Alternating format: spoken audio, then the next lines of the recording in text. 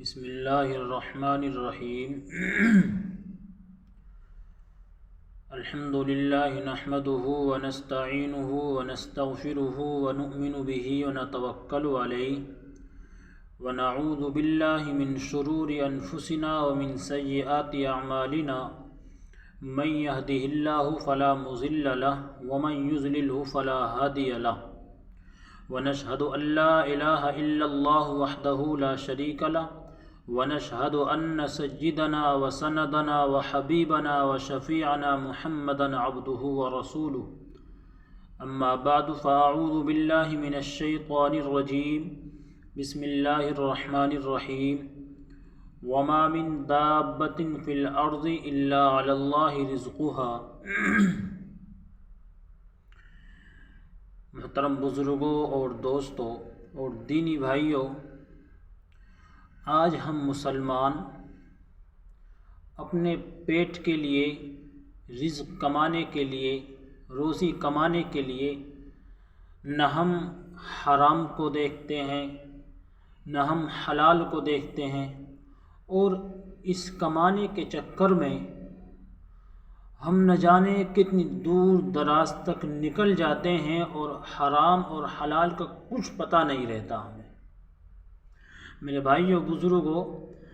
جب ہمیں اللہ تبارک و تعالی کے اوپر یقین ہو جائے گا، اور یقین ایسا کہ اللہ تبارک و تعالی نے ہر چیز کا ذمہ اپنے اوپر لے رکھا ہے، اور اللہ تبارک و تعالی کھانا ہمیں ہر جگہ دینے والا ہے، وہ شخص چاہے مفلس ہو، غریب ہو، مالدار ہو، جیل میں ہو، کہیں بھی ہو، غلام ہو، سفر میں ہو، حجر میں ہو، اللہ تبارک و تعالی نے رزق کا ذمہ اپنے اوپر لے رکھا ہے۔ اس لیے ہمیں یقین، جب تک یقین نہیں ہوگا اللہ تبارک و تعالی کے اوپر ہمیں یقین کرنا پڑے گا۔ میں آپ کو ایک واقعہ بتلاتا ہوں۔ امام قرطبی رحمۃ اللہ علیہ فرماتے ہیں کہ قبیلہ اشعرین کے لوگ جب ہجرت کر کے مدینہ منورہ پہنچے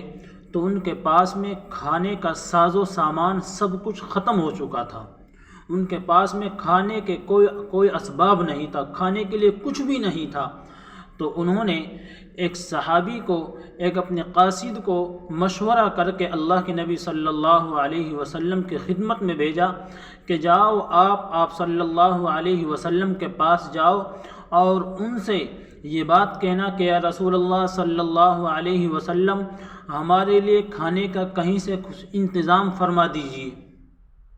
وہ شخص آئے اور آپ صلی اللہ علیہ وسلم کی خدمت میں پہنچتے ہیں تو وہ شخص، وہ صحابی رسول صلی اللہ علیہ وسلم جب آپ کی خدمت میں پہنچتے ہیں، دروازے پر پہنچ جاتے ہیں آپ صلی اللہ علیہ وسلم کے۔ وہاں پہنچنے کے بعد یہ سنتے ہیں، ان کے کانوں میں آواز آتی ہے کہ آپ صلی اللہ علیہ وسلم قرآن مقدس کی تلاوت فرما رہے ہیں اور یہ آیت پڑھ رہے تھے۔ اس وقت آپ صلی اللہ علیہ وسلم وما من دابۃ فی الارض الا علی اللہ رزقها، فوراً یہ آیت ان کے کانوں میں پہنچی اور وہ سمجھ گئے کہ اس آیت کا ترجمہ کیا ہے، اور ان کے ذہن میں یہ بات آ گئی کہ جب اللہ تبارک و تعالی نے تمام مخلوق کا رزق اپنے ذمے لے رکھا ہے تو میں بھی ایک مخلوق ہوں اور انسان ہوں، ہمارا بھی ذمہ اللہ تبارک و تعالی نے لے رکھا ہے۔ وہیں سے واپس ہو گئے اور اپنے ساتھیوں میں جا کر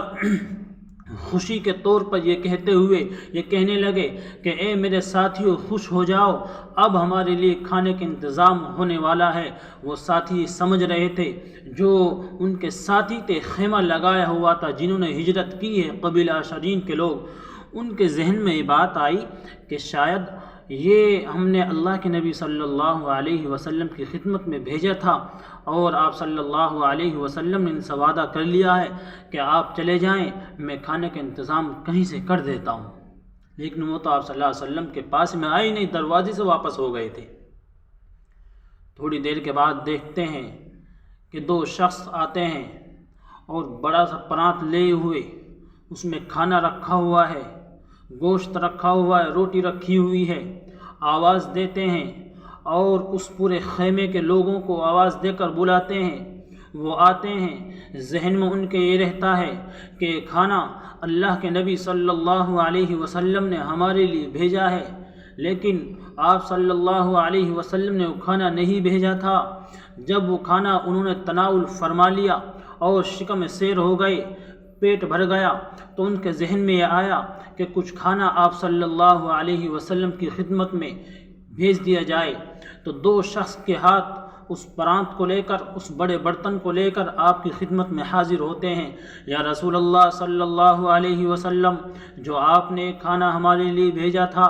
بڑا اچھا اور عمدہ تھا، بڑا لذیذ تھا، ہمارا پیٹ بھر چکا ہے، آپ بھی اس میں سے کچھ تناول فرما لیجئے۔ آپ صلی اللہ علیہ وسلم حیران رہ گئے۔ آپ نے ارشاد فرمایا کہ سب سے پہلی بات تو یہ ہے کہ میرے پاس کوئی شخص نہیں آیا تھا، میرے پاس میں کسی شخص نے آ کر مجھ سے کھانے کے لیے نہیں کہا تھا، دوسرا میں نے آپ کے پاس میں کھانا ہی بھیجا ہی نہیں ہے۔ تو وہ حیران رہ گئے۔ فوراً وہ شخص آتے ہیں جن کو خیمے والوں نے آپ صلی اللہ علیہ وسلم کے پاس میں بھیجا تھا۔ وہ کہتے ہیں یا رسول اللہ صلی اللہ علیہ وسلم، جب میں آپ کی خدمت میں حاضر ہوا کھانے کے لیے تو میں نے دیکھا کہ آپ صلی اللہ علیہ وسلم قرآن مقدس کی تلاوت فرما رہے تھے۔ میں دروازے پر آپ کے پہنچا، جب میں نے یہ آیت سنی وَمَا مِن دَابَّةٍ فِي الْأَرْضِ إِلَّا عَلَى اللَّهِ رِزْقُهَا، تو میں سمجھ گیا کہ جب اللہ تبارک و تعالی پوری کائنات کی مخلوق کا ذمہ، اپنے رزق کا ذمہ اپنے اوپر لے رہا ہے، تو میں بھی ایک مخلوق ہوں، میں انسان ہوں، میرا رزق بھی اللہ تبارک و تعالی خود پہنچا دے گا۔ میں فوراً وہاں جا کر خوشی خوشی چلا گیا، فوراً دیکھتے ہیں کہ یہ کھانا کس نے بھیجا ہے، لیکن مجھے معلوم تھا کہ یہ کھانا اللہ کی جانب سے آیا ہے۔ آپ صلی اللہ علیہ وسلم نے ارشاد فرمایا کہ واقعتاً یہ کھانا اللہ تبارک و تعالی نے بھیجا ہے آپ کی خاطر۔ تو میرے بھائیوں بزرگوں، ہمیں معلوم ہوتا ہے اس واقعے سے کہ ہمیں اپنے کھانے کے لیے اسباب ضرور اختیار کرنے چاہیے، لیکن حرام اور ہر ایسی چیز سے، ہر ایسے کام سے بچنا چاہیے کہ جس سے ہمیں حرام لقمہ ہمارے پیٹ کے اندر نہ جائے اور ہماری عبادتیں چھوٹ جائے اس کھانے کے لیے، کیونکہ کھانے کا ذمہ اللہ تبارک و تعالی نے خود لیا ہے۔ انسان بھوکا اٹھ تو سکتا ہے لیکن بھوکا سو نہیں سکتا، یہ اللہ کی ذمہ داری ہے۔ اللہ تبارک و تعالی مجھے بھی اور آپ کو بھی عمل کی توفیق عطا فرمائے۔